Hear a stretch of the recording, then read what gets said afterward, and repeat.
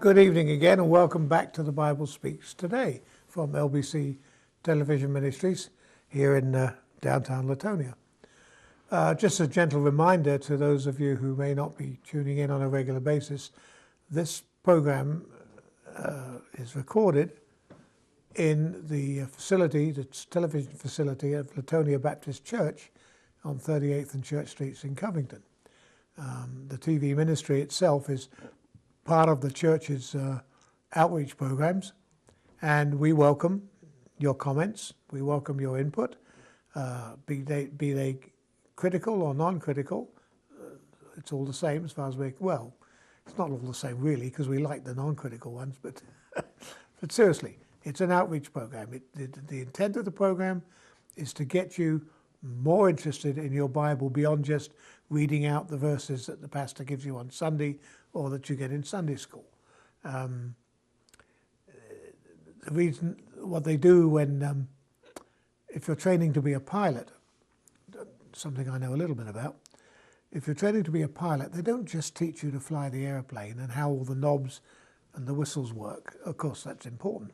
But what they teach you also is the theory of flight, why it flies. They teach you how airplanes, engines work, so that you understand what goes to make up the whole thing.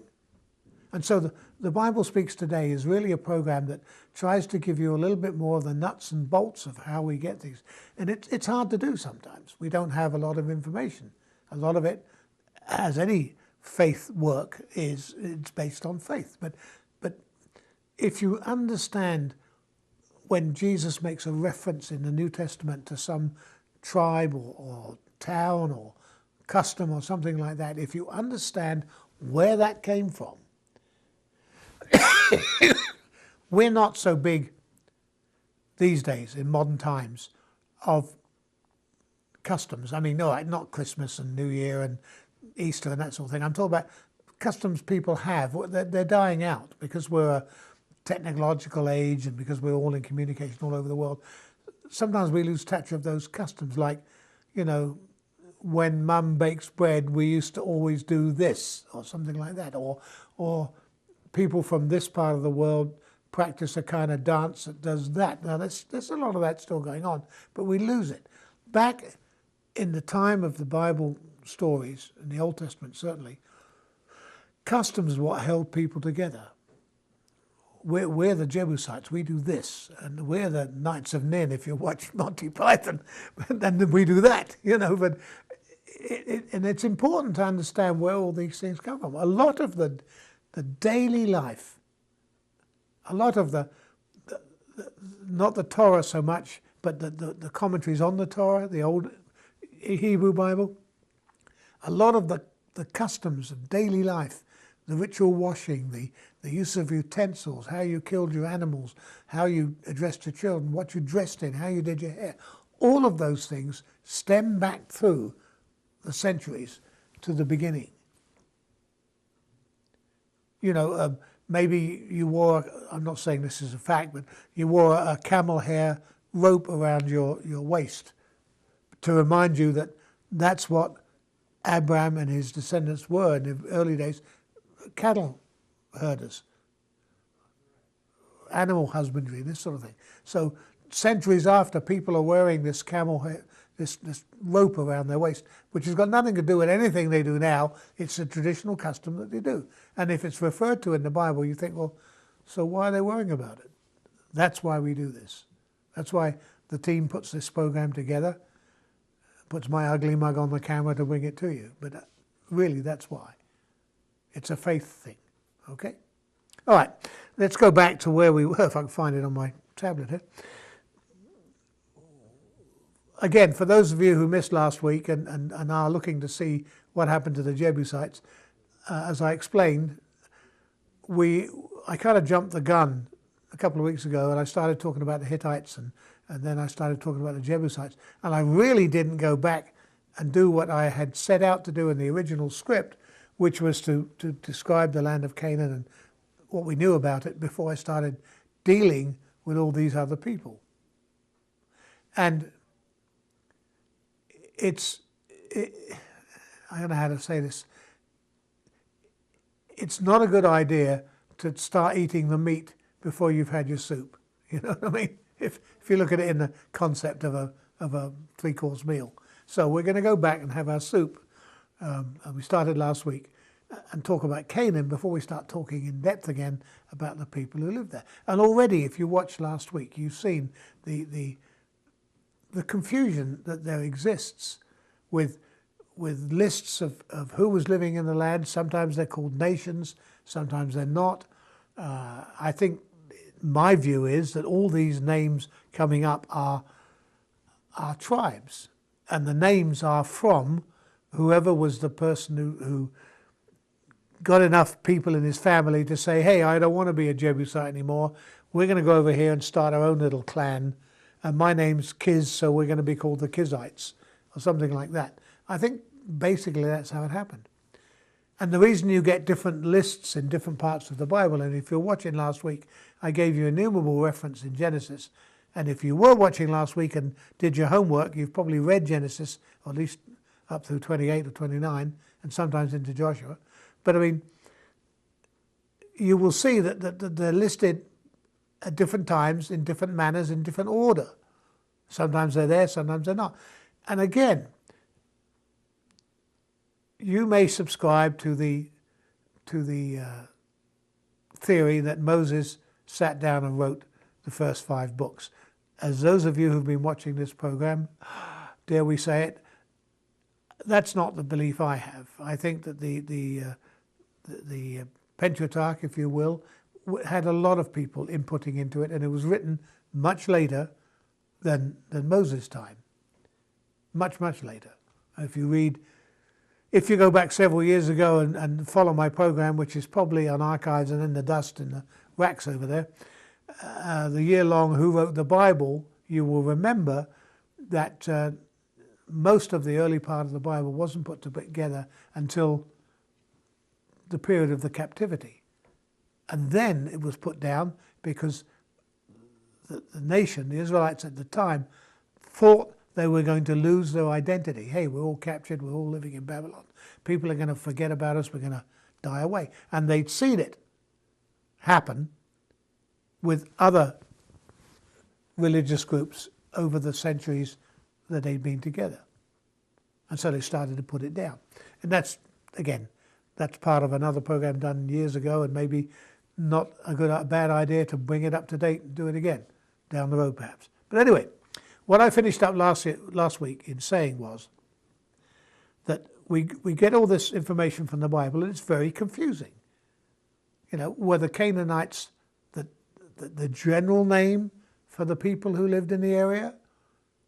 Or were they just one of the groups who lived in the area? In other words, I used the analogy, if you will, we have Covington. I mean, this church and everybody else, if you look at the post office address, it's Covington. It's not Latonia. And there are people living here who say, no, I live in Latonia. It's a separate place. Well, according to the post office, it's not. It's this huge Covington area. So anyone coming from this area would be called I said last week, a Covingtonite, or a Covite, if you will, a Covite. All right? But people who live in Latonia would say, no, we're Latites. Okay? So some person would refer to, you know, my friend behind the glass there, John, as a Covite, and somebody else would say, no, he lives in Latonia, he's a Latite. And I think that just adds to the confusion. Is it two separate people? What, two separate families, two separate tribes? Probably not. Probably all one. And was Canaanite the sort of overall picture or not? We shall see. And what happened in the 19th century, which is when it all started really, there was some Bible archaeology done over the centuries, bits and pieces, but not a great deal. There wasn't a great deal of archaeology per se done, you know, before that time on anything. And we had this great surge of archaeology discoveries in both biblical sense and also in the natural history sense. You know, we learned more about our past than we'd ever known. Everything else was handed down, you know, stories, legends, you know, that sort of thing. And now here we're digging it up and finding it. And we're still doing that today, which is amazing. Anyway, So in the 19th century, predominantly Western scholars got hold of all these tablets. You remember I was talking about in our earlier program about the Hittites having this huge library of tablets where everything was recorded, dates, times, places, who did what to whom, the criminal cases, what was sold and bartered. And of course, if you can read that, you get to know, especially if you read people's letters, because even back then, BC, people wrote each other letters, because now it's Instagram and Snapchat, and in my case it's Facebook and emails, I'm afraid. Oh, I do text messaging, that's right. But I mean, we don't write letters very much, and it's kind of a wonder sometimes when you get a letter that's not pre-printed and comes from some insurance company or health company. You can tell what I've just been getting, haven't you? But a letter written by somebody who took the time to sit down and write and say, how are you? I am well. The weather here is good. The kids are fine. That sort of thing. Nowadays, if you want to find out about somebody these days, how they're doing, you look them up on Facebook, don't you? If they do Facebook. If they don't, they're kind of lost in the wilderness. But anyway, these scholars start to read the writings, okay? And they predominantly came, the biggest suppliers, if you will, of ancient writings in Egypt, of course, and Babylonian and Assyria, okay, Syria of today, and of course the Hittites and places like that in Turkey. They've found thousands and thousands of letters and things. So they began to see what life was really like, not what was in the Bible, written down by the religious scholars, but what was like. And what's interesting is that a lot of what they discovered reminded them of what they read in the Bible. Well, it's the story of so-and-so. Well, that's in the Bible, okay? So we know from that cross-relation, if you will, that the Bible stories aren't all myths and legends and old men's musings. They're actually based up by factual. Notwithstanding they were written long after they're purported to be, that doesn't really make a lot of difference. History tends to be written by people much later on, doesn't it? Not many people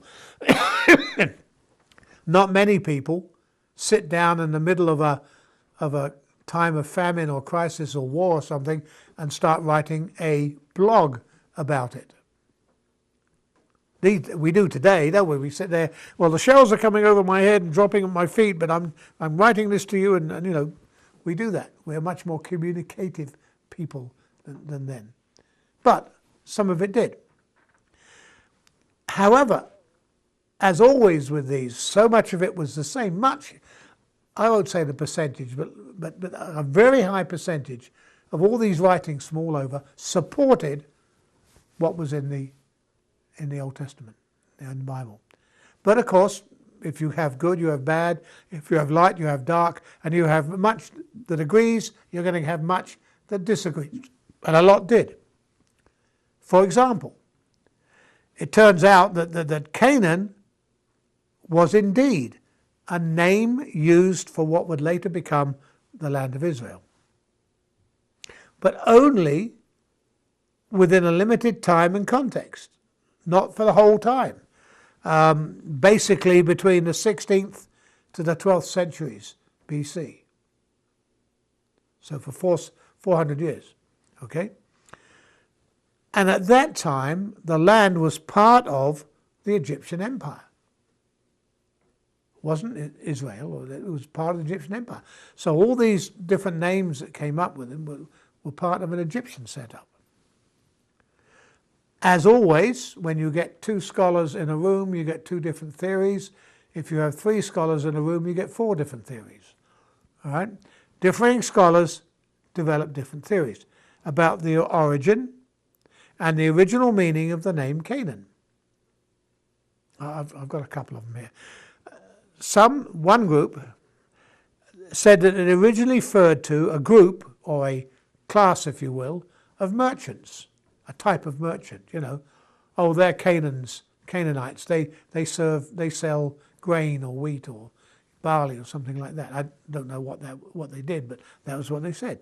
One group said, yeah, that's right, and they were people who specialized in the blue and purple dye that was exported from Canaan. Now that's absolutely true. The dye, the purple and blue dye, was exported from Canaan from almost prehistory times. And of course it's very much in demand in that 16th to 12th centuries for all the royal robes and that sort of thing. All right. Others, and quite a lot of others actually, think the name is derived from a root word, a Semitic word, that has the basic meaning of low in stature, or small, and referring either to the people, okay. For example, let's go back to last week and the curse that Canaan got from Ham, well, from God, because of Ham's indelicacy with his father. Cursed be Canaan, the lowest of the slaves shall be to his brother. In other words, they are really low class people, ugh. Okay, or perhaps referring to the land itself, because it could mean the Low Country. If you are a student of geography, or if you know anything about geography, in Europe there are a number of countries called the Low Countries, Belgium, Holland, because they're low. They're sea level in Holland, of course, it's lower than sea level in some places. Okay, or if you're living in Syria or Mesopotamia, the land of the setting sun, because from your view, that's where the sun went down. Okay, so it's kind of interesting that the low, as in cursed and demeaning, goes right back to the early Genesis reports. Kind of interesting. In any case, in the Bible, Canaan was yes, it was one of the names used for the land, and the inhabitants, perhaps by default, were called Canaanites. And it's possible that the reason this name was used almost most common, I'll say exclusively, it's not exclusive, but the most common use in the Bible, because it is used like that, it was because it was probably the official name that the Egyptians used in their records, because that's where it pops up a lot. In other words, instead of saying 10 miles down the road here is the Kerethites and over here is the Jebusites, they just used the blanket term, hey, the land of Canaan, the Canaanites, that's that lot up the road there. Okay? And again, this might colour that interpretation in Genesis 10, where the listing of Canaan as Egypt's little brother,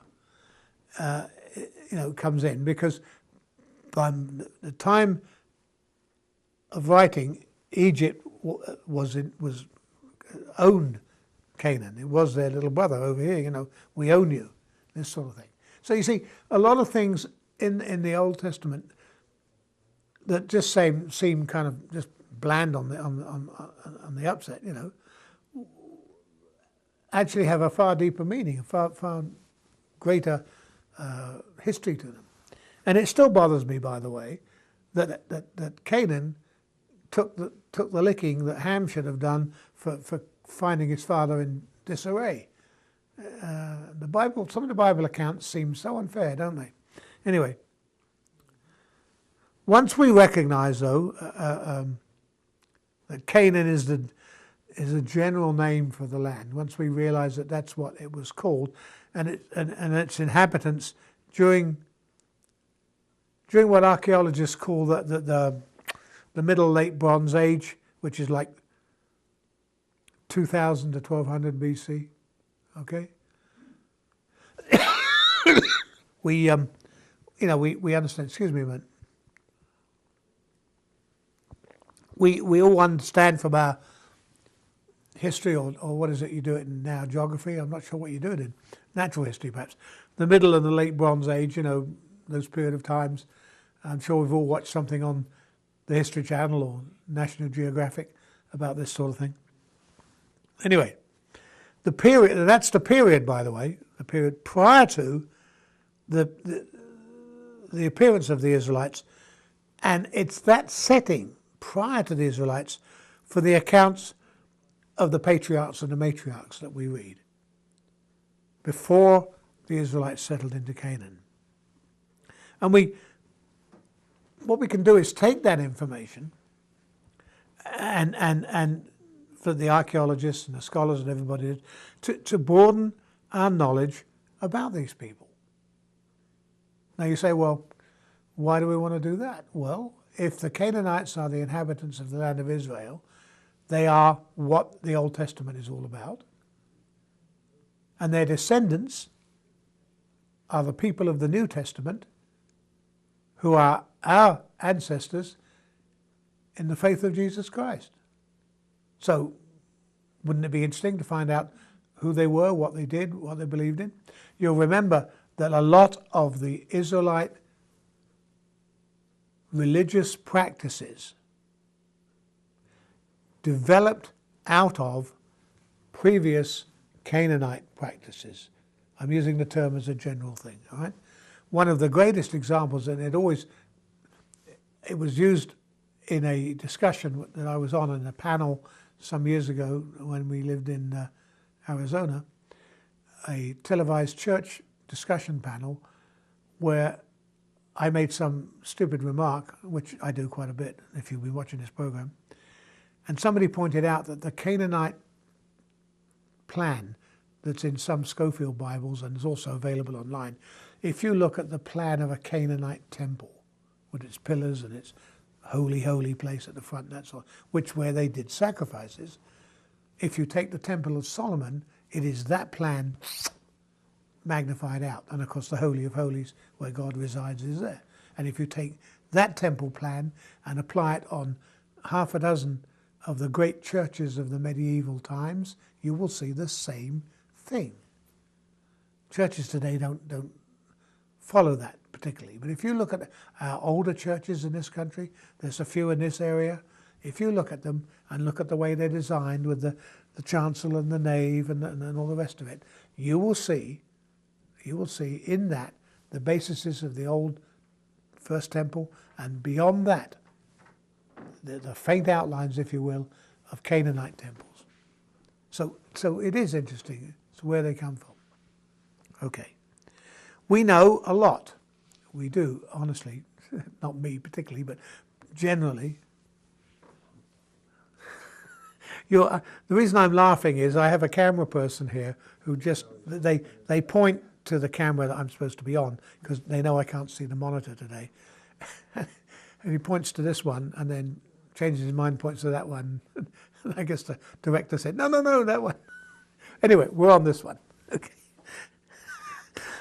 This program is supposed to be a fireside chat, and a fireside chat, you usually get people who interrupt, come in, ask if you want a cup of tea or something. So they're it. Anyway, we know a lot about the Canaanites' language, we know a lot about their religion, their political culture, their material culture. We know a lot about their economy. A lot of these tablets are about business dealings. I imagine that when in 10,000 years they dig us all up, okay, and start finding hard drives and or whatever it is we record stuff on, they're going to find that the majority of the stuff that has been scrupulously saved and stored away in airtight, lock-proof docks are not going to be the writings of Jean-Paul Sartre or the memoirs of President Obama or any other president. No, they're going to be, they do them, but they're going to be in book form and they'll rot away. But the big things that they will keep is the banking records and all the trading records and all that sort of thing. Maybe the Library of Congress will still be intact in those days, I don't know. But that's what we find predominantly when we dig up stuff is letters, yes, but usually business letters with some personal things, some personal letters. Even the Roman stuff we dig up from Israel. The Roman, relics and tablets we dig up, they're from one soldier to his parents back home. And yeah, the weather's good and people are terrible and that sort of thing. Oh, and send me my cloak and some money and this sort of thing. They're kind of that sort of semi-business, semi-personal, but they're there, okay? But all these different things tend to fill out the very sparse information that's contained in the biblical text. So, in our studies, in this regard, we take the Bible, we take what was written there, what we understand it to be, and then we align it with the real life events that were happening at the time. And we find, as I said earlier, that so much of it combines together to give us a coherent story. So, that's who lived in Canaan when the Israelites came into, I shouldn't say, go through, because they didn't, they stayed. Next week, we'll go back and finish off the Jebusites because of the connection with Jerusalem. And some of the material that I'll be talking about will refer back to some of this stuff. And then we'll follow on with some of the others. It's not my plan to do every single, unless I get a special request. Again, the email's there for you. It's not my plan to do every single name there. Probably the ones we know most about, okay? But remember, all of this is where we, as Christians today, get our information, our ideas, our culture, and that sort of thing. So it's worth doing. So, see what you can find out about the Jebusites in your instructional Bible, okay? Until then, keep it handy, read it as often as you can. Good night, God bless.